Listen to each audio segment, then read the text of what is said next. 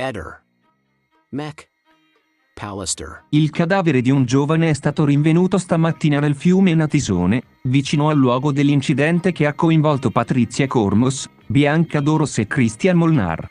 Sebbene l'identità ufficiale non sia stata ancora confermata, sembra molto probabile che si tratti del corpo del ragazzo, l'ultimo ad essere stato trovato tra i dispersi.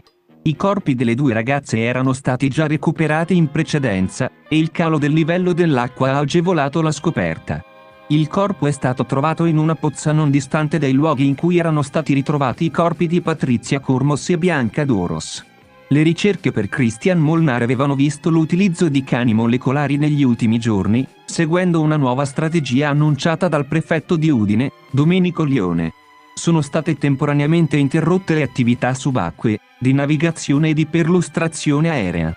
Nel frattempo, a Udine, continua l'analisi forense sul cellulare di Patrizia Cormos presso il laboratorio di informatica forense, su richiesta del PM Letizia Puppa. Questo telefono è stato finora l'unico ritrovato sulle rive del Natisone nell'ambito dell'inchiesta sull'omicidio colposo.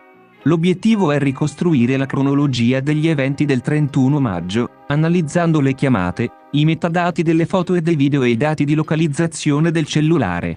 Patrizia Cormos, studentessa all'Accademia di Belle Arti Tiepolo di Udine, Bianca Doros e Christian Casia Molnar erano i tre giovani scomparsi nel Natisone.